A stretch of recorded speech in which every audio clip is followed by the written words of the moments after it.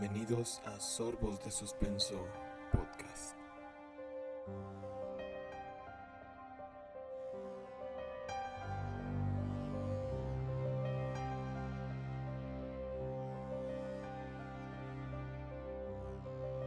La cultura del horror.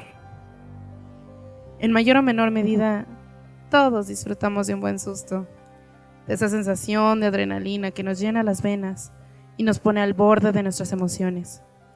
Como humanos, vivimos en una cultura donde una emoción negativa se ha convertido en la fuente de inspiración de múltiples artistas a lo largo de los años.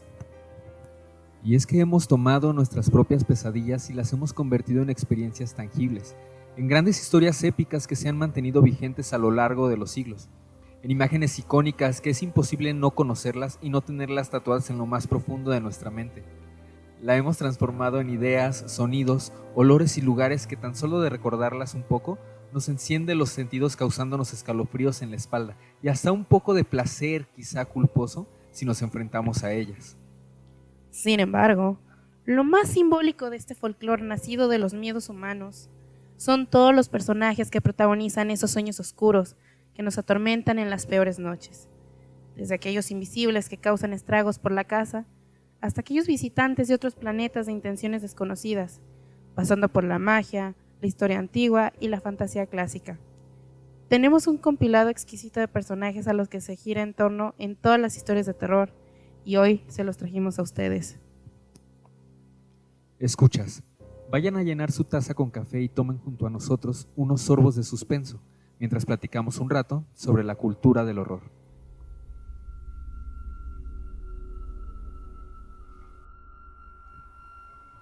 Buenas noches, criaturas. Bienvenidos al primer episodio de Sorbos de Suspenso Podcast, transmitiendo no en vivo para ustedes desde Guadalajara, Jalisco, México. Mi nombre es Ivette Padilla. Y yo soy Efren Cabañas. Como ya comentó Ivette, este es nuestro primer episodio. Esperamos traerles uno nuevo cada semana y esperamos que estén tan emocionados como nosotros de traerles este contenido para ustedes, que honestamente es algo que hacemos por diversión, por amor al horror, al miedo, a esto que nos encanta a todas las personas dañadas. Sí, la verdad es que entre nosotros siempre platicábamos de este tipo de cosas, pero un día nos dimos cuenta de que había más personas como nosotros. Con esos gustos raros. Entonces, pues decidimos, publicar un poquito nuestras conversaciones y estas cosas que nos gustan. Y esperamos que ustedes las disfruten tanto como nosotros. Y también nos dejen su opinión, nos digan qué piensan con respecto al tema del día.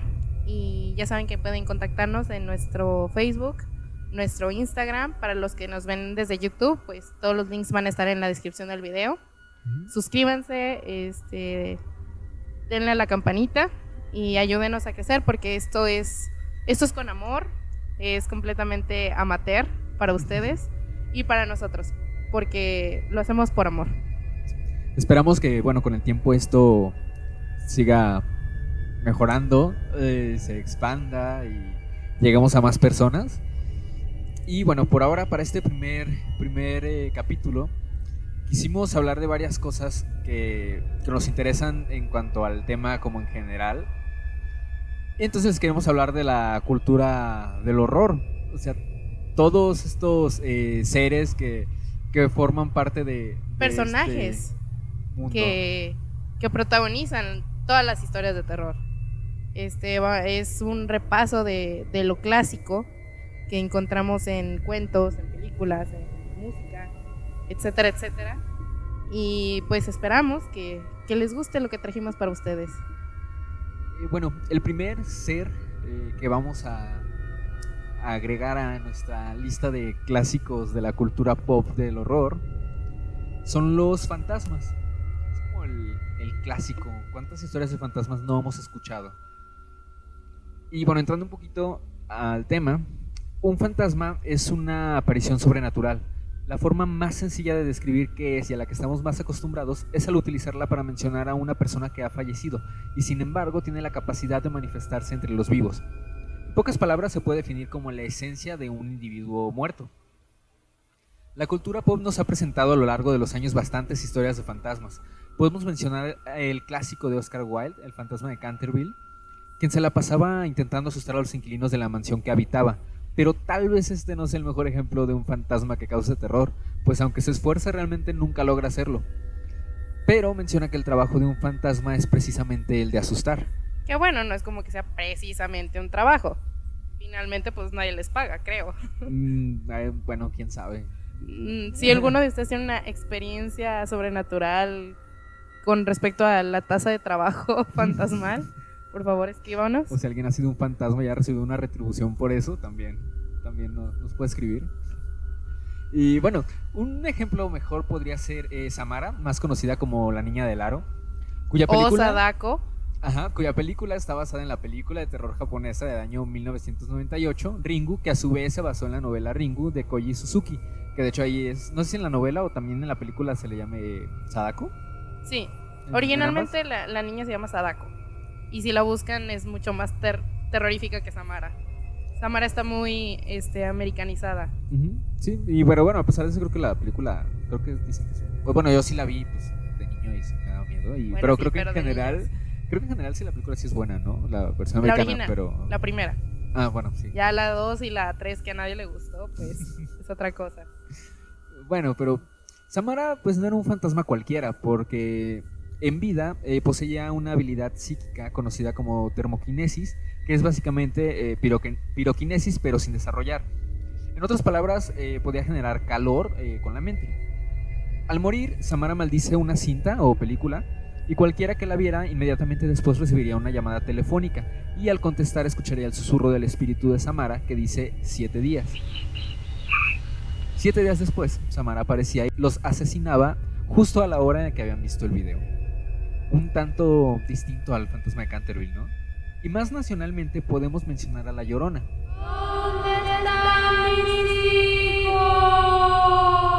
Una de las historias más conocidas de fantasmas, al menos en México.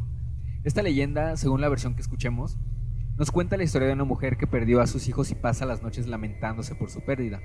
Quienes cuentan haberla visto describen la figura blanca de una mujer esquelética flotando cerca de cuerpos de agua, pues sus hijos murieron ahogados. Su típico lamento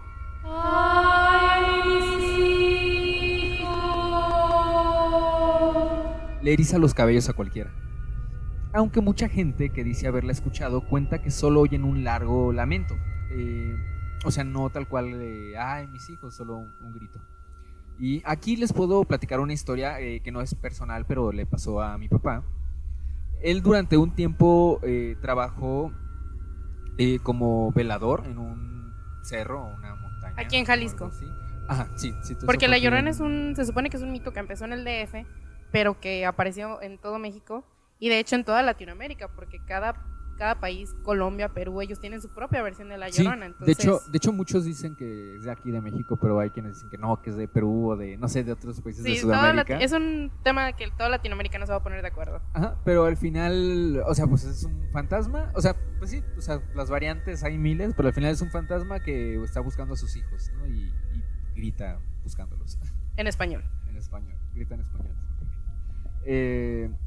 Y bueno, él trabajó durante un tiempo en una donde hacían una construcción, entonces él cuidaba las máquinas, no cuidaba el cerro no iba a ir a ningún lado, pero las máquinas sí. ¿Estás seguro? Entonces, pues se tenía que quedar ahí las noches, ¿no?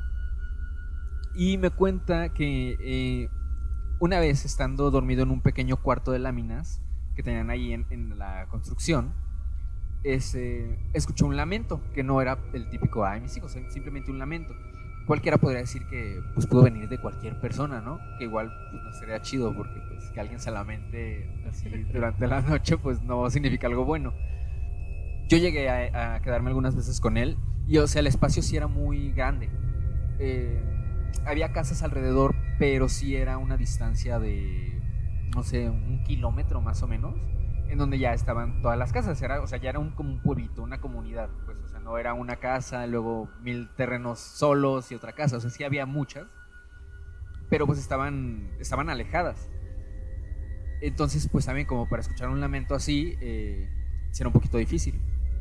Y además mi papá contaba que el lamento parecía recorrer de un lado a otro así como muy rápido, como si estuviera en la parte de arriba de este cerro, pero moviéndose muy rápido de un lado a otro y escuchándose el lamento más fuerte y más bajo, o sea, como si se alejara y después se acercara otra vez. Bueno, mi papá lo único que hizo, como cualquier mexicano, fue cubrirse y quedarse ahí y no salió a investigar nada. Con la super sábana, porque Ajá. la sábana siempre te va a proteger del mal. Entonces, pues, solo se quedó ahí.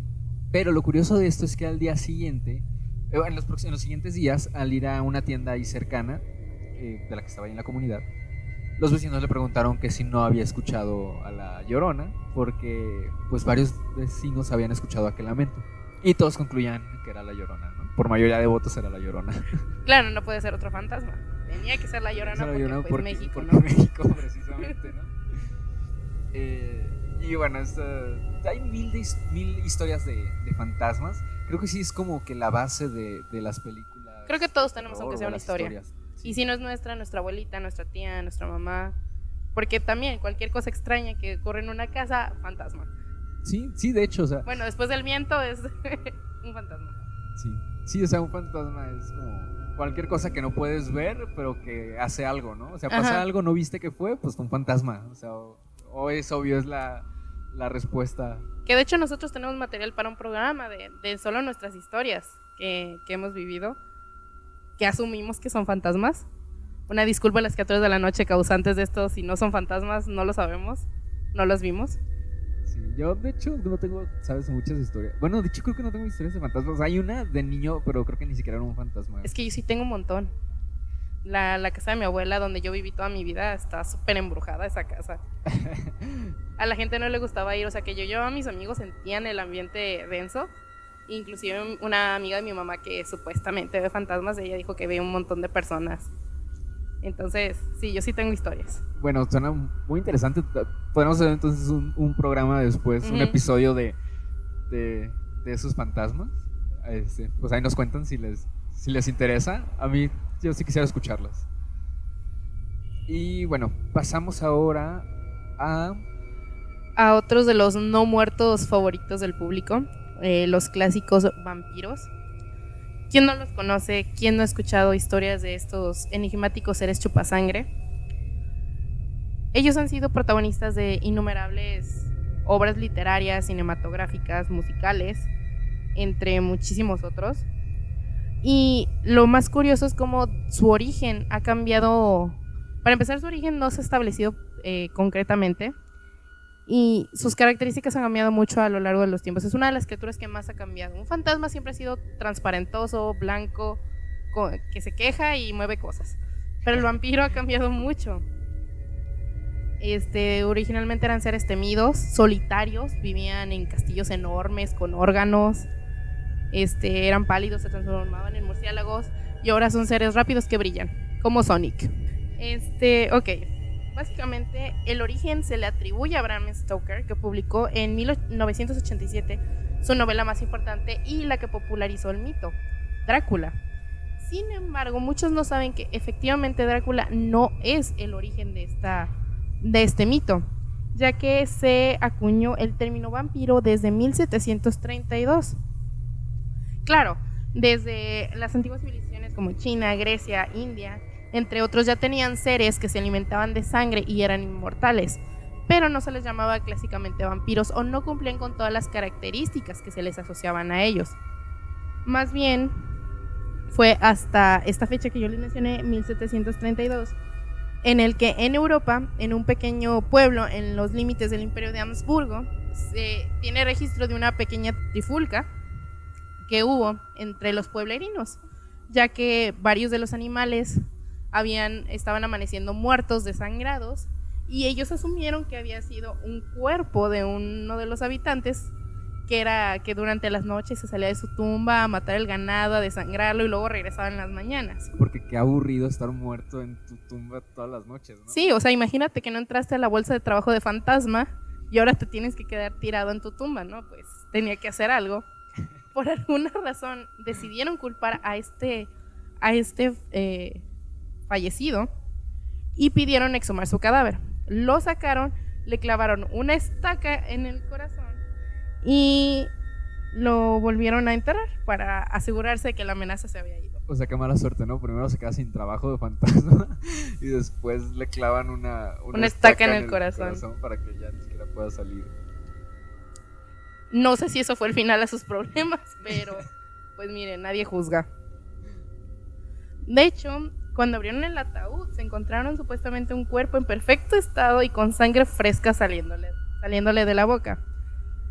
Entonces, bueno, esta fue la primer mención que se tiene, ya que un historiador, entre comillas, porque no sé qué tan serio puede ser un historiador que habla de vampiros, escribió un libro titulado Sobre los vampiros de Hungría, Bohemia, Moravia y Silesia, en el que habla de este caso y de algunos otros, acuñando esta palabra por primera vez. Ya otras versiones más fantásticas van del lado bíblico, acusando a Lilith, la primera esposa de Adán, que enojada por ser expulsada del paraíso, procrea con algún ser demoníaco y da a luz a unos seres sedientos de sangre. Y otros apuntan a Caín, hermano de Abel, que una vez habiendo matado a su hermano, fue maldecido con la maldición del vampiro, es decir, ya no poder ver el sol y tener una sed insaciable de sangre. De hecho, en algunos mitos más antiguos, un sinónimo directo de la palabra vampiro es cainita, derivado de este Caín, ¿no? Sin embargo, pues estas versiones ya son bastante más fantasiosas, no están asociadas directamente a la Biblia porque no salieron de ella, ya suenan más como una tergiversación de los textos clásicos. Sin embargo, si quisiéramos darle un sentido lógico a la aparición de esta criatura, está que en la antigua Europa hubo epidemias de rabia en ciertos pueblos que estaban cercanos a poblaciones de murciélagos chupasangre, que para hacernos un poquito más cultos, son los portadores de este virus. Entonces iba el murciélago, picaba al ganado, mordía al ganado más correctamente, el ganado mordía al ganadero o directamente mordían a los pueblerinos y ellos se contagiaban de rabia. ¿Y cuáles son los síntomas de la rabia? Agresividad y ganas de morder a otro para transmitir el mismo virus. Entonces, algunos historiadores más serios consideran que el mito se originó de esa manera, ya que al ser una época muy antigua, digamos que a mediados del siglo XIX, me parece, si no es que antes, pues la gente no tiene conocimiento de las enfermedades, entonces decían, ven a alguien enojado con ganas de morder, con sed de sangre, pues dicen, no, pues sí, ha de estar poseído, ¿verdad? Está súper interesante que la mayoría, o sea, creo que la mayoría de seres así sobrenaturales o situaciones sobrenaturales, pues vienen de algo como súper lógico, pero la gente pues no conoce ciertas cosas como por ejemplo la rabia y se inventa cosas súper locas y súper interesantes y después nos vienen historias muy buenas como Drácula y después más recientemente unas no tan buenas, pero pues que ahí siguen, ¿verdad? Pues sí, yo siento que si ya no hay criaturas nuevas en estos tiempos es porque precisamente ya se desmintieron todos esos mitos, ya les encuentras algo lógico, ya no dices, es un demonio que nos quiere destruir a todos porque somos unos herejes, sino que ya intentas como que ver qué sucede en el cerebro de la persona como para querer actuar así. Si en aquel entonces hubieran tenido los conocimientos médicos que se tienen ahora, pues tal vez no tendríamos el mito del vampiro como lo tenemos actualmente. Aunque claro, el mito, por más fantástico o realista que sea, que se considere como tal, desde entonces ha sido y será una fuente infinita de inspiración para artistas, sea de cine, sea de literatura, sea de arte visual, así como lo son los mejores o peores amigos del vampiro y de quien les hablaremos a continuación, los hombres lobo. Los hombres lobo. Pues sí, de hecho, los hombres lobo es como piensas en un vampiro y como que en automático por algún lugar de tu mente pasa un hombre lobo también. Sí, bueno, creo que eso también ya es de más de la cultura actual. Me recuerda a mí, automáticamente pienso en las películas de Inframundo. Ay, nunca las vi. Son buenas.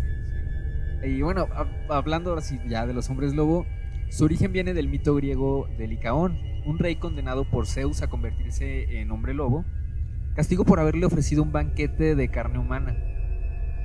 Un hombre lobo básicamente es un ser humano que está condenado a transformarse pues en un lobo. No, o sea, ¿Quién wow. lo diría, no?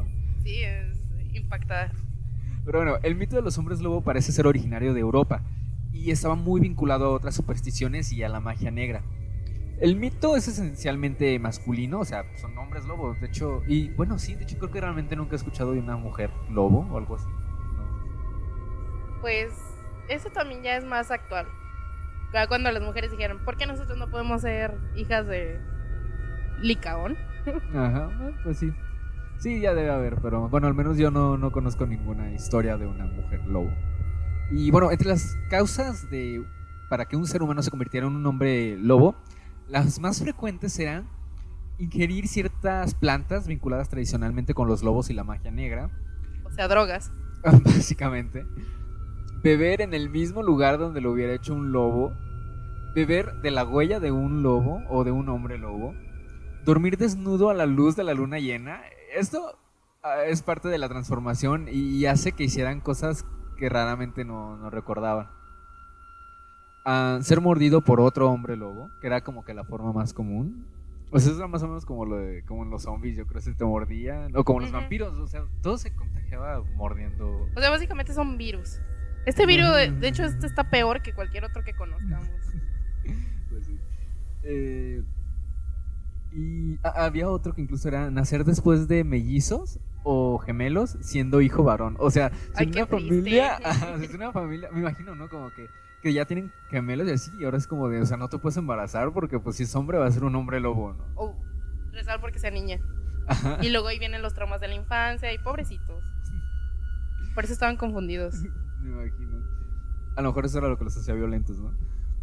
Bueno, según la tradición, la mayoría de los hombres lobo no se transforman voluntariamente, a menos de que fueran magos o que fueran, no sé, como hombres lobo como auténticos, o sea, como, no sé, auténticos como que no estaban malditos, pues, que no fue, tal vez a lo mejor los que eran después de los gemelos, pero si eran auténticos porque nacían así, no sé. Bueno, tal vez nacidos de un hombre lobo Nacidos anterior. O sea, ellos ya tendrían como el gen en la sangre. Ajá. Sí, posiblemente se refiere a eso. Pero sí, o sea, los que estaban malditos, o sea, que me imagino que en alguna etapa de su vida, por alguna razón, recibían la maldición y se convertían en hombres lobo. Pues ellos no podían transformarse voluntariamente. Y además se supone que sufren mucho a la hora de transformarse en hombres lobo. Creo que todos hemos visto alguna secuencia en algún video. Pues incluso el de Michael Jackson, por ejemplo, cuando se transforma en hombre lobo, se ve como que no se disfruta de su transformación. Como no está chido. Y bueno, lo que es peor de esto es que al transformarse pierden completamente la conciencia humana y se vuelven peligrosos, incluso para sus seres queridos. Y la única manera de librar a un hombre lobo de su maldición, pues es matándolo. O sea que pues básicamente no hay forma. Y bueno, además de que no es nada fácil matar a un hombre lobo, porque después debe hacerse con un instrumento de plata. Todos habíamos escuchado, creo que la bala de plata, ¿no? Creo que es como lo más clásico para matar a un hombre lobo. Y pues sí, puede ser una bala, un cuchillo o un bastón. Pero el bastón, ¿cómo? O sea, lo das de palazos hasta que se rinde. No sé, creo que lo de bastón puede significar otra cosa. No sé, tal vez cualquier cosa con lo que puedas golpear, pero pues creo que por eso precisamente es muy difícil matarlos. Se supone que un hombre lobo es un hombre completamente normal la mayor parte del tiempo y se comporta de manera natural, aunque pues es como un poco velludo y sus sentidos están más desarrollados, especialmente el olfato. Además, bueno, siempre está en un buen estado de salud y forma física. O sea, es que de hecho quitando pues la parte que les quita como que la conciencia o algo, o sea, tener una maldición de hombre lobo no debería ser tan malo, ¿sabes? O sea, es como que pues sí, todo el tiempo tienes buena condición física, tienes sentidos muy desarrollallados. Pero es que es básicamente convertirse en perro. Es que, bueno, pero es que también depende del tipo de hombre lobo, de la versión de hombre lobo en la que te conviertas. Porque hay quienes se convertían tal cual en un hombre lobo, o sea, pues como en un super perro. Y hay quienes se quedaban como que a medias, era como un hombre bestia, ¿no?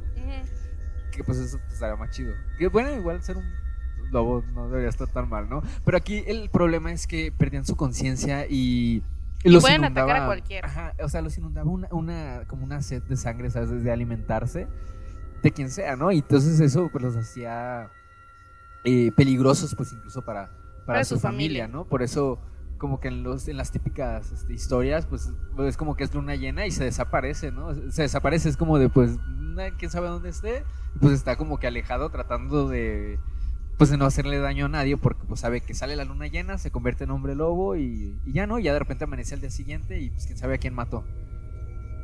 Pero siempre se transforma al hombre bueno, o sea, no al que le vale y no se aleja y que muera quien tenga que morir. Siempre, de hecho, siempre los han pintado mucho más nobles que los vampiros.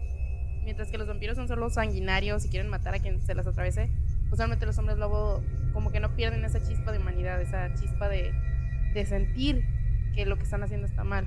Y es como súper triste, ¿no? Porque además se supone que esto son les perritos pasa, tristes. Sí, o sea, y les pasa por una maldición, ¿no? O sea, porque incluso los vampiros yo creo que habría quien buscara a lo mejor ser un vampiro, ¿no? Sí. Porque sí, o sea, creo que esta es como que la mayor diferencia, que un vampiro pues siempre es a voluntad, ¿no? O sea, a lo mejor la sed de sangre sí puede ser como que un poquito, ¿cómo decirlo? Pues como muy intensa, ¿no? Pero al final de cuentas sí como que tienen más... ¿cómo decirlo? Como más voluntad a decidir si dejarse llevar o no. Y el hombre lobo no puede hacer eso. El hombre lobo pues, se convierte en lobo y ya, o sea, es un animal, es una bestia que no le importa nada más que alimentarse. Y bueno, también se les puede llamar licántropos, porque esta palabra viene de las palabras griegas lukos, que significa lobo, y antropos, que significa hombre. Incluso existe un término médico conocido como licantropía clínica, que es un síndrome psiquiátrico que origina la alucinación de que el afectado puede convertirse en un animal. Se ha dicho que el mito de los hombres lobo es el más universal de todos, quizá junto al de los vampiros, como ya mencionábamos. Es como muy obvio si te pones a pensarlo. Y bueno, los hombres lobo están muy bien representados en el cine. Forman parte de los monstruos clásicos, como los ya mencionados vampiros y las momias, que son precisamente las que nos va a platicar ahora Ivette. Bueno, las momias tienen de especial que estas son 100% reales. Bueno, en lo que se considera físico.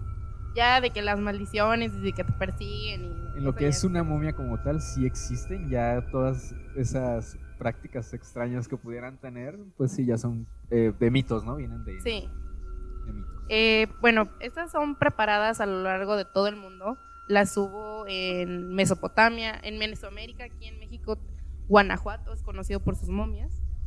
Las momias de Guanajuato. Con las que peleó el santo. Con las que peleó el santo. Hace ya unos cuantos años. Sí, creo que para este episodio debimos haber visto todas las películas del santo y todo contra lo que peleó. Es parte de la cultura del terror, Yo ¿no? sí las he visto todas. ¿En serio? Sí, mi mamá es gran fan del santo. Pero pues sí, no es como que yo les ponga muchísima atención. Sin embargo, todos sabemos que las más populares son las egipcias. Que son las de las pirámides, las que encerraban en catacumbas, con grandes cantidades de oro, de joyas, y las que supuestamente son las que se asocian a las maldiciones. Básicamente una momia consiste en un cadáver de personas importantes. Como estamos hablando de Egipto, pues eran los faraones y tal vez personas aledañas a la monarquía de estos países, que eran embalsamados de forma rústica. Estos cuerpos les sacaban el contenido visceral, eran desangrados y limpiados para que se conservase únicamente el cuerpo tal como estaba y el corazón, que era supuestamente lo que ligaba al alma con el cuerpo. Después se secaban al sol. Estamos hablando de Egipto, un lugar que llega a más de los 40 grados. Es un sol abrasador, es terrible y es bastante seco. Y ya después se les cubrían, se rellenaban con mirra y se les cubrían con sustancias químicas naturales como resinas y mieles, pero principalmente siendo la cera lo que le da origen a la palabra momia, ya que en el árabe era llamada mum, lo que hacía que de forma común ellos se refirieran a estos cuerpos también con ese nombre. Lo que tiene sentido que los que popularizaron, es decir, los estadounidenses, pues era mummy, es la palabra con la que los designan, que todo viene de la palabra cera, ¿no? Al final se cubrían en una serie de telas y vendajes y se les depositaban en sarcófagos y tumbas. El objetivo de esta momificación era que sus cuerpos se mantuvieran lo mejor posible para la segunda vida que fueran a tener. De hecho, se les ponía en sus tumbas junto a una serie de objetos de valor, tanto económico como sentimental. Inclusive a veces colocaban a la momia de la mascota del difunto, que está súper feo. Imagínate que el pobre gatito no haya muerto. Ay, bueno, sí que pensemos que tal vez esperaban a que muriera naturalmente y ya luego lo Ay, pero eran bien momificaban, sádicos, ¿no? Yo siento que era como de Michi, lo siento, se te adelantó, ahí vas. Bueno, pero aparte los gatos eran sagrados, ¿no? Sí, bueno, ellos tenían mucho respeto por los gatos. Estos también se les momificaba y se les colocaba en las tumbas. Estas tumbas tenían la característica de estar llenas de trampas y señales de peligro, con la finalidad de que los intrusos no pudiesen perturbar la vida eterna de estos al momento de querer hurtar las posesiones. Inclusive fue ahí donde surgieron las leyendas sobre las maldiciones que podían otorgarte las momias si las molestabas. Estas iban desde una mala suerte eterna. Yo creo que perturbé una momia en algún momento de mi vida, porque tengo muy mala suerte. O la destrucción física del cuerpo. Ahora se explicaría con alguna enfermedad. Estamos hablando de un cadáver en descomposición, muy bien conservado, hay que admitirlo, pero eso no quita que es un hervidero de plagas, de enfermedades, y que al momento de abrir las tumbas, bueno, pues eres rociado con todos esos vapores. Eso es lo que te podría causar esta putrefacción o la muerte inminente. Inclusive algunos dicen que la misma momia, molesta de ser perturbada, se levantaba de la tumba y te perseguía. No sé quién vio eso, pero bueno, en la película de la momia también en un capítulo de Escalofríos, creo que era, también me acuerdo, había uno de una momia, que bueno, estos vienen de los libros de R.L. Stein. Sí. Y creo que le robaban el dedo, ¿no? A la momia. Creo que creo que yo nunca vi Escalofríos bien. Sí, yo lo vi de niño y ese creo que le robaban como que el dedo, creo que sí. Creo que o sea, ¿por qué le robarías un dedo? No es cierto, el corazón, no me acuerdo, pero tenían algo de la momia, entonces la momia pues los perseguía porque quería que le regresaran su corazón. Creo que hasta su ahorita, dedo. su dedo, su corazón, o lo que sea. Pero creo que hasta ahorita lo que hemos escuchado, o sea, las momias pues solo están ahí esperando resucitar algún día. O sea, es hasta como bonita como que la historia del pensamiento que tenían. Sí. Al momento de pues enterrar. Es que no los enterraban, ¿no? O sea, los recluían, los encerraban pues en un sarcófago. Ajá. Que a su vez estaba dentro de una habitación gigante, no pirámides. Ajá. Incluso, ¿no? Bueno, en las bases de las pirámides o en las catacumbas era donde se colocaban estos sarcófagos y se les rodeaba de esos objetos de valor.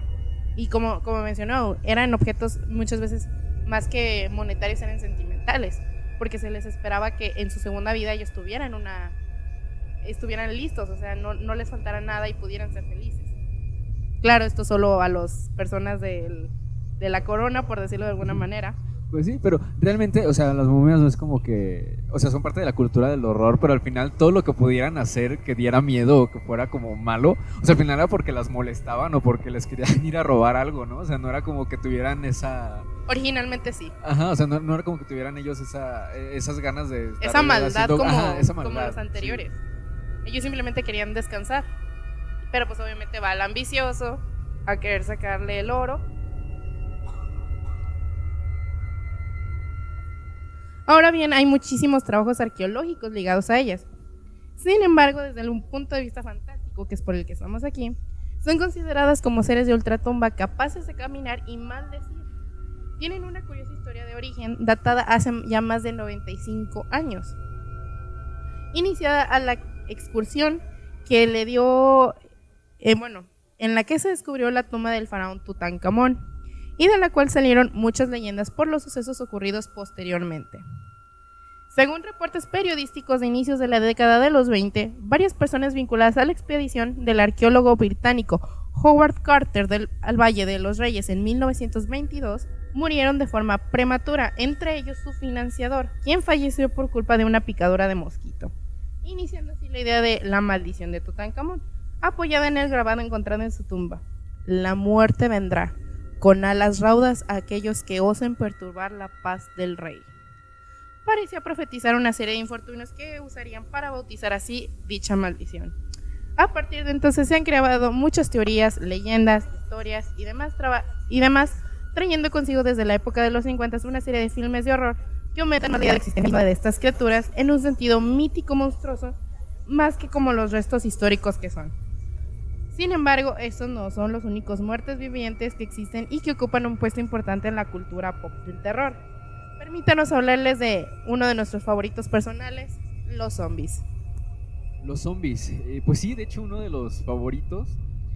A mí siempre me llamaron más la atención los zombies que todos los demás. No sé si a lo mejor porque como que el auge de los hombres lobo, los vampiros, las momias, fue como que, bueno, sí, como en los 90 sería, más o menos, o antes. Tal vez desde antes, sí, porque hay muchísimas películas en blanco y negro de los 40 que representan a todas estas criaturas. Claro, muchísimas que nos faltan y muchísimas que nos van a faltar, como el hombre del pantano, como ya mencionamos a los vampiros, como las momias y todo eso. Pero desde entonces ya estas criaturas se vienen, como quien dice, manejando. Se vienen manejando. Y bueno, a mí como que los zombies, ahora que lo pienso, creo que todo fue más por el juego Resident Evil. Porque pues sí, o sea, yo el primero que vi fue el 3, me acuerdo mi tío lo jugaba, yo tenía como 5 años y lo veía jugando, y de ahí como que los zombies y todo se hicieron como mis criaturas favoritas en cuanto al terror. Claro, y los videojuegos de zombies siempre han sido los favoritos de todos. Está The Last of Us, que es ganador de muchísimos premios. Como tú lo mencionaste, Resident Evil, que el 3 está en mi corazón. Sí, y que ya se viene el remake. Que no vamos a poder jugar porque no tenemos consola. O en lo personal The House of the Dead, el típico que estaba en las maquinitas con las pistolitas. Sí, era Los zombies siempre han estado en nuestra cultura desde que somos niños, pero tal vez nunca les hemos puesto tanta atención hasta que crecimos. Sí, pero bueno, precisamente por los videojuegos siento que fueron más como de la época. O sea, porque por ejemplo el Resident 3 fue como del 99, más o menos 98 creo. Bueno, el juego se desarrolla en 1998, pero no recuerdo si sale en el 97, 99. Debe ser aproximado más a o la menos, fecha, ¿no? Pero digo, yo para ese tiempo pues tenía 3, 4, 5 años, ¿no? O sea, sale en el 95 y creo que fue como que el que me tocó como conocerlo un poquito más, no tanto ya los vampiros, las momias y todo. Y fue precisamente por el desarrollo de los videojuegos. Creo que por eso reconozco más como que a los zombies que a los otros seres, ¿no? Y bueno, pues, los muertos vivientes. Actualmente, y gracias a películas, series, libros y videojuegos, como ya mencionamos, podemos pensar en los zombies como estos humanos caníbales putrefactos que no hacen nada más que intentar alimentarse. Algunos arrastrándose y moviéndose tan rápido como sus extremidades descompuestas les permiten, lo que no es mucho, y otros con velocidades comparadas con corredores profesionales. Que volvemos a lo mismo que es. De hecho, los zombies es otro de los mitos que se ha transformado enormemente desde. No decimos su origen, pero desde el siglo pasado hasta la actualidad. Antes eran torpes, lentos, tontos, porque precisamente no tenían cerebro. Su cerebro estaba descompuesto. Sí, solo tenía como que el encendido, pero a medias, como que solo la parte motriz y la de querer alimentarse. Ajá. Y ahora con series como The Walking Dead ya los presentan como atletas. De hecho, un zombie tiene mejor condición física que yo. Bueno, pues están muertos, no se cansan, pero o sea, digo, incluso pues se supone que están como medio podridos ya, ¿no? Entonces eso los hace más lentos, que era como que lo original, ¿no? Pero bueno, de lo clásico, digamos, no original, porque pues su origen es muy, muy distinto a lo que conocemos ahora como un zombie. Y bueno, ahora podemos decir que se resucitan a partir de virus, de bacterias, de rituales. Lo cierto es que los zombies son de las criaturas de horror más populares y explotadas, sobre todo, de los últimos tiempos. Franquicias como ya mencionábamos Resident Evil, series como The Walking Dead o películas como Brain Dead y muchas más han hecho de los zombies uno de los monstruos, por decirlo de alguna forma, favoritos de este siglo. Y aunque quizás la película de La Noche de los Muertos Vivientes de George Romero en 1968 fue la que dio inicio al amor de estos personajes, el mito original viene de mucho antes y proviene del vudú. De hecho, yo recuerdo pues, cuando empecé como con este gusto de los zombies y todo, que empezaba como que a a manejar internet y esas cosas, yo recuerdo haber buscado como de dónde venían los zombies o cuál era la historia de los zombies, y fue como, vienen del vudú, y fue como, ¿en serio? O sea, no sé, se me hizo súper raro. Creo que yo estaba muy acostumbrado porque lo que yo conocía de zombies era Resident, que venía de un Ajá. virus, ¿no? Y se me hizo como muy extraño, como que no me esperaba que viniera del vudú. Incluso, o sea, puedo decir que me sentí decepcionado que viniera del vudú, no sé por qué. ¿Por qué? Si lo hace más mágico, más fantasioso. Pues sí, pero no sé, por alguna razón, no sé, me esperaba otro origen, ¿no? Pero bueno, se trata de un muerto resucitado por medios mágicos, por un hechicero para convertirlo en su esclavo. De acuerdo con la creencia, un hechicero vudú sería capaz, mediante un ritual, de resucitar a un muerto que quedaría sometido a la voluntad de la persona que lo devuelve a la vida. También, según una creencia popular, se dice que una persona que es mordida por un zombie se convertiría en uno de ellos. Aquí vemos otra vez como pues, las raíces, ¿no? de los mitos, o bueno, ya más bien de las historias que se desarrollarían después, como es el contagio por una mordida, ¿no? A todos les gusta contagiar todo por mordidas, ¿no? Las mordidas. Bueno, es que dependiendo del origen es lo lógico que es. En Resident Evil era bastante lógico. Pues sí, porque al final era un virus, era pues una infección, ¿no? Ajá. Y pues era una herida. Y te la crees, o sea, es lógico que se pase por saliva. Ya que me dicen, te mordió alguien que está siendo resucitado por magia, pues ahí sí como que... Ajá, y sí suena, no suena lógico. No suena bien, no suena lógico dentro de lo que cabe, ¿no? Porque, o sea, hablando de zombies, pues. Y bueno, las raíces del fenómeno zombie se ubican en Haití, que es un país, pues, o sea, muy pobre, pequeño, arrasado históricamente por dictaduras, pestes, terremotos y hambruna. Y todo comienza en 1880, cuando un periodista inglés llamado Spencer John, un pionero en el estudio de la cultura haitiana, su tradición vudú y los zombies, dio a conocer un ritual por el que los jóvenes haitianos eran sacrificados por tribus aborígenes, haciéndolos beber una pócima aparentemente venenosa. Más tarde denunciaba el periodista que estas personas eran revividas por efecto de extraños sortilegios que impartían los sumos sacerdotes del culto vudú. Sin embargo, una vez resucitados, los jóvenes ya no parecían tener control sobre sus actos y eran fácilmente obligados a trabajar como mano de obra esclava en plantaciones. Y bueno, pues ya no evidenciaban ninguna resistencia, ¿no? Me recordó, ¿sabes? Esto como lo que hacía este asesino que les inyectaba ácido en el cerebro. Jeffrey Dahmer, o sea, básicamente... Mi bebé Jeffrey Dahmer. Básicamente un asesino, perdón. Un zombie, pues es una persona que no tiene voluntad propia, ¿no? O sea, incluso también ya como una frase popular muchas veces como que, oye, es que andas como zombie, ¿no? Que estás como así medio perdido, estás como en automático, solo caminando, haciendo lo que tengas que hacer, pero en automático, sí.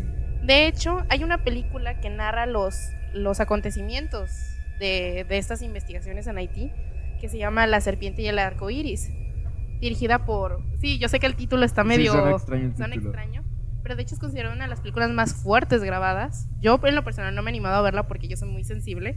A pesar de que me encanta el horror, sí soy como que muy, muy fácil de impactar. Yo no lo veo. La dirigió Wes Craven, un genio cinematográfico conocido por el rey de los slashers, Scream. Si mal no estoy, Pesadilla en la calle Elm, entre otros. Y es una de sus obras maestras. Es una gran película, pero sí es bastante cruda. Si te gustan los zombies, pues la verdad es que esta es una película obligada, porque precisamente habla de eso. No es un virus, no es una bacteria, es un rito haitiano. Y esto es donde viene otra cosa interesante. Al igual que las momias, los zombies sí son reales, entre comillas, porque estos mitos existen. Hay muchos libros sobre lo que es la cultura vudú. No estoy segura de si es una religión o no, o si se considera una cultura, una tribu, pero hay libros de estos y estoy segura que puedes encontrar el tutorial de cómo convertir a tus enemigos en zombies bajo estos conceptos. Entonces sí es algo que puede ser realista. De hecho, bueno, leí que la pócima, o sea, ya después investigaron, consiguió que no recuerdo si fue este mismo investigador o fue en otro tiempo, porque fue ya más actual. Pero el punto es que alguien conseguía este veneno, lo analizaban y pues resulta que la base de todo era un veneno que se conseguía de un pez globo que era, creo que el veneno era tetradoxona, algo así. Tetradoxina. Ajá, sí, ya sé, el nombre ya lo había escuchado antes en alguna clase. Y ahí pues precisamente decían que era este veneno el que utilizaban para la pócima. O sea, como, pues sí, viniendo de pues los zombies y todo, que está como muy chida. Pero ya poniéndote a pensar en esto, o sea, es una mutilación a las personas, ¿no? O sea, que los convierten en zombies para hacerlos esclavos. O sea, realmente es como algo muy cruel. ¿Qué digo? Lo otro también, o sea, al final de cuentas, pues todos se mueren, ¿no? Pero dentro de lo que cabe, creo que siempre ha sido como un apocalipsis zombie, pues es como que pues, todos se mueren, pero pues no precisamente sufren, ¿no? Digamos, de cierta forma se pueden morir de mil formas. Y después de muertos, pues es cuando hacen pues todo, ¿no? Pero acá, pues básicamente las personas no están muertas. O sea, se dice que se comportan como muertos vivientes, pero realmente las personas sometidas a esto no están muertas. O sea, están... Básicamente les desactivan una parte del cerebro y les suprimen la voluntad, pero están vivos. Tienen todas las características de un vivo. Y eso es aterrador. Sí, aquí ya siendo un poquito más realistas, da más miedo si te pones a pensarlo. Y bueno, el horror no se limita solo a nuestro planeta. Otra de las criaturas son los aliens, no muy favoritos por Ivette, pero pues nos va a platicar sobre ellos. Sí, mi tema favorito, como bien dicen. Pero pues sí, son parte de esta cultura, son muy importantes en el horror. Tienen su propio subgénero dentro de esto. Así que vamos a platicarles un poquito. Y de hecho es curioso porque todos los anteriores tienen un origen terrenal en cierto sentido. Los vampiros y los zombies pues son algunas veces productos de enfermedades o de rituales. Los hombres lobo eran parte de la mitología, pero los aliens nadie sabe de dónde salieron o cómo empezaron. No hay un origen claro y nadie los ha visto. O sea, no hay nadie más que tal vez Jaime Maussan que te diga que ha visto con sus propios ojos un alien. Sin embargo, son muy importantes. O sea, nuestra cultura está altamente basada en ellos y ya ni siquiera se cuestiona su existencia. Ahora pasamos de cuestionarnos si son reales o no a si están entre nosotros o no. Pero si son una realidad o no ya está dado por hecho. Sí, o sea, o sea, hay como que muchísimas posibilidades, ¿no? O sea, porque pues, o sea, el universo pues, es infinito, es ¿no? enorme. O sea, no, es incluso egoísta pensar que somos el único lugar en el que se ha dado vida. Sí, claro, o sea, yo siempre he tenido la filosofía de que ellos son reales. Para mi punto de vista, ellos están en sus planetas, siendo felices, haciendo lo que sea que sea un alien un martes a las 3. Ajá, o sea, a Ivette no le gustan los aliens porque piensa que tienen mejores cosas que hacer que venir a... estar aquí, o sea, bueno, para mí no tiene mucha lógica que se roben una vaca o que dibujen en tu cultivo, pues. Bueno, es que pues, o sea, se les ve como científicos, ¿sabes? O sea, vienen a muestrear a nuestro planeta. O sea, ¿y por qué damos por hecho que son más listos que nosotros? O sea, yo sé que nosotros no somos muy listos, pero ¿por qué automáticamente pensar que son seres superiores? Yo creo que por el hecho de estos ovnis, objetos voladores no identificados, que es decir como de, o sea, es que vienen en una nave que no hace ruido, que se puede mantener estable, o sea, es como de, yo creo que de ahí viene todo, ¿no? ¿Sabes? Es como de, pudieron lograr eso, o sea, sí, son súper inteligentes, o sea, en todo, y quién sabe, ¿no? A lo mejor tienen como ingeniería súper buena y no sé, y vas a no sé, a sus casitas y no tienen baños todavía, ¿no? No sé. Pues sí, básicamente tienes razón, o sea, esa es una razón para verlos tan inteligentes, pero pues la verdad es que no sabemos nada de ellos. De hecho, nadie está de acuerdo en cómo lucen y de ahí viene todas las representaciones que se tienen en el cine. Todos conocemos al clásico E.T., que era un alien bonito, agradable, dulce. Todos lloraron viendo esa película. Pero tenemos que estar de acuerdo en que E.T. no era muy agradable de ver. No, o sea, era bonito. Era bonito, pero ¿cómo decirlo? Era feo. O sea, sí, es que era feo, pero era como tierno, no sé cómo decirlo. Sí, la manera en la que se comportaba hacía que empatizaras con él, pero no era agradable de ver. Y luego está el otro extremo, que son los xenomorfos de la tetralogía de Alien, un clásico del horror y la ciencia ficción, que son criaturas negras enormes con garras que no se parecen a nada que tengamos en la Tierra y que son altamente agresivas y psicópatas. Y yo creo que puede haber más posibilidades de que sean así. Bueno, no la parte de psicópatas tal vez no, pero la parte que no se ve, que no parecen algo de la Tierra, ¿no? O sea, porque, o sea, la imagen más conocida de un alien, pues es la que tiene forma humanoide, ¿no? Sí. O sea, de hecho, a los aliens se les clasifica de dos formas principalmente: humanoides y zoomórficos. Esto es referente a la forma que les han dado, y lo que más curiosidad me causa es que esta clasificación se dio a través de anécdotas que personas que aseguran haber sido secuestradas o abducidas por ellos. Estas personas tienen estas visiones, las narran y llegaron a algunos acuerdos entre ellas. Primero están los que dicen que son muy parecidos a los humanos. De hecho, la forma más común de un alien es la humanoide color verde, como la del marcianito 100% real, no fake. está bien cool ese marciano. Sí, como baila cumbia. Es esa o la misma forma, pero en tonos grisáceos o plateados, pues son las dos más comunes y más populares.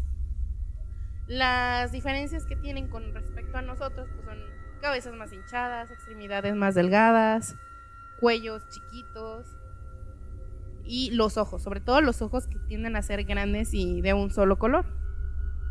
También hay versiones muchísimo más agradables, como los kryptonianos, que esas son 100% ficticias, pero pues a quien no le gusta ver a Superman sin camisa, pues yo creo que a nadie. O unos conocidos como pleiadianos. Estos yo no los conocía. Son como los plebeyos de los extraterrestres. No, de hecho se les conoce también como alienígenas nórdicos, porque parecen vikingos. Un grupo, o sea, muchas personas que han sido abducidas dicen que parecen gente nórdica. Son altos, tienen pieles completamente claras, cabellos plateados o inclusive un poquito rojizos, pero siempre como en tonos muy muy blancos, y los ojos grises, ojos claros. O sea, son prácticamente personas de esta zona del mundo. ¿Por qué los ven como aliens? No tengo idea, pero como digo, o sea, todo esto son compilados de testimonios de personas que aseguran haber sido acechadas por uno de ellos. Y luego están los que se asocian a los animales. Están los reptilianos, famosísimos, que son protagonistas de múltiples teorías conspirativas, sobre todo en YouTube. Los insectoides, que son los que tienen más como caras de cucarachas gigantes, como los que aparecen en los hombres de negro.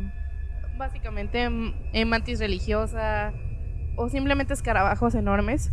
O incluso están los cefalopoides, es decir, que parecen pulpos o parecen calamares. Un ejemplo que podríamos mencionar está Cthulhu o Tulu, o como sea que lo pronuncien, el máximo dios de la mitología Lovecraftiana, que, como saben, Lovecraft era un gran contribuidor a la ciencia ficción y de una de las figuras más populares de los que ahora se conocen como los aliens. Y lo más sorprendente de estas visiones que ha tenido la gente es que se convirtieron en un hito tan grande que llegó al grado de fundarse una nueva ciencia, comillas, con respecto a ellos, conocida como ufología. La ufología viene del inglés UFO, Unknown Flying Object, lo que en español traduciremos como OVNI, objeto volador no identificado. Estos términos empezaron más o menos en el siglo XIX, con el primer avistamiento de un OVNI en Chile, pero que más marcadamente empezó a tener una influencia en Estados Unidos a mediados del siglo pasado, con caídas de objetos de supuestos platillos voladores en Nuevo México. Sin embargo, su existencia es un debate eterno y no será resuelto hasta que suceda algo como en la Guerra de los Mundos, donde se nos presenten físicamente tal cual, vengan y nos digan qué quieren. Si quieren vacas para su hamburguesa, si nos quieren dominar, si quieren agua, no lo sabemos. Y o sea, hay como 1000 teorías, ¿no? O sea, yo creo que la mayoría de las teorías conspirativas que existen son sobre los aliens. Y nadie hace nada. O sea, sobre todo, hay una que se me hace muy interesante, que creo que sí había platicado una vez contigo de ella, que decían que precisamente ya habían hecho contacto, o sea, con la Tierra, o sea, había como ya incluso tenían como su pacto pues sí, ven, si necesitas gente para investigar, pues llévatela, pero me la regresas porque pues luego la van a buscar, ¿no? Y por eso se hacen las abducciones, ¿no? Abducciones. ¿Pero qué están buscando? ¿Qué tenemos de interesante? Respuesta: nada, no somos interesantes. ¿Quién sabe? Bueno, o sea, pues sí. Digo, pero como humanos, digo, al final, digo, si vinieran a buscar cosas, pues tenemos 1000 organismos que ni siquiera nosotros hemos terminado de investigar, ¿no? Pero, no sé, o sea, ese tipo de teorías se me hace como súper loca. Hay unas, o sea, que es verdad, está como así súper documentado que dices, o sea, neta, ¿cómo la gente habla tan seguro de todo eso? Como que de verdad es como de, es que aquí dice, aquí está, aquí viene información 100% real, o sea. Precisamente. Ya ni siquiera se cuestiona, ya es, los aliens están. Y ahora nada más es que la gente comience a platicar de cuándo los vio. Yo por supuesto que tengo tías que aseguran haber visto un ovni, a personas que dicen haber sido abducidas, que salen a la calle con su conito de aluminio. Pero vuelvo a lo mismo, o sea, es algo basado enteramente en testimonios. No hay nada, claro, está la teoría de que hay muchísima información en Área 51, que los gringos quieren destruirnos a todos y que por eso la están guardando y que tienen un alien en formol. Pero siguen sin ser cosas comprobables. Sigue sin ser algo que, como todo lo anterior, tuvo un origen o está asociado a algo real o a una enfermedad no, o sea, simplemente son personas que dicen haber visto algo y crea una especie de efecto Mandela en el que hace que todos los demás le crean, pero no estamos seguros de nada, no estamos seguros de que sea real. ¿Cómo no sabemos que esa persona no está loca? Pues sí, pero de hecho creo que también, o sea, lo de los aliens, creo que puede tener como que una mayor cobertura, digamos, o sea, el mito, porque al final pues vienen de fuera del planeta, ¿no? O sea, porque me imagino, por ejemplo, la Llorona, yo creo que es un fantasma que les da más miedo tal vez a los que viven en pueblos cercanos a cuerpos de agua, ¿no? Porque se supone que ahí se aparece, o el chupacabras, ¿no? A los ganaderos, porque pues ahí está, ¿no? Pero pues un alien que viene de fuera del planeta pues puede llegar absolutamente a cualquier lugar del planeta, ¿no? Entonces creo que esto hace que sea como que un mito, si lo quieres llamar así, más universal, aunque hablemos solo de aquí de la Tierra, pero creo que eso es lo que hace que el alien tenga como que más fama, ¿no? De entre todos los monstruos, todo el terror, creo que el alien es más universal. Sí, como dices, o sea, es conocido en toda la Tierra y es precisamente lo que le tenemos miedo, ¿no? A lo desconocido. Todo lo anterior hemos encontrado formas de atacarlos. Sabes que a un vampiro le tienes que clavar una estaca de madera, al hombre lobo algo de plata. Pero ¿cómo chingados acabas con un alien? Sí. ¿Le afectan las balas? ¿Le afecta el agua? ¿Se derriten? ¿Se queman? No sabemos nada. Porque precisamente ni siquiera sabemos si están aquí. Sí. Entonces yo siento que eso es parte del gancho que han tenido en todo lo que ha sido, sobre todo las historias de terror. No sabemos absolutamente nada y todo nos lo hemos inventado. Uh-huh. El problema es que si se llega a dar algo, una invasión, queramos que no, ¿qué haríamos en ese caso? Y creo que ahí es donde el hecho de que pensemos que ellos son más inteligentes que nosotros da más miedo, ¿no? Sí. Y pues con eso terminamos el primer episodio de Sorbos de Suspenso Podcast. No queremos hacer los episodios tan largos, aunque creo que este sí va a quedar un poquito largo porque es que hay muchas cosas que decir sobre la cultura del horror. Incluso pues las adelantamos que este episodio va a tener una segunda parte, pero no saldrá la próxima semana porque tenemos preparado algo especial para Navidad.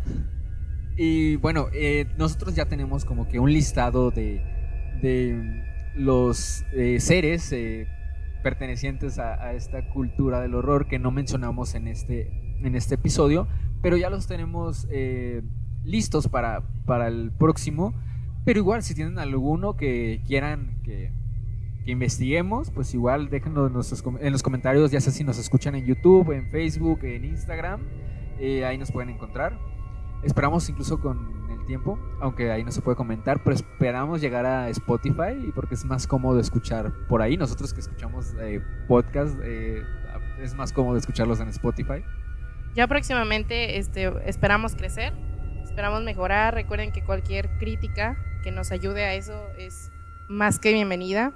Sí, sabemos que va a haber 1000 cosas que tengamos que mejorar y corregir, sobre todo, bueno, ahora que este fue el primer episodio. Pero pues básicamente esto es una charla que quisimos que llegara a ustedes, a todos los fans del género. Muchas gracias por escucharnos. Espérenos la siguiente semana y buenas noches. Nos despedimos. Efren Cabañas. E Ivette Padilla. Buenas noches. Dulces sueños. Me sentí como Lolita Ayala. Me sentí como Dross.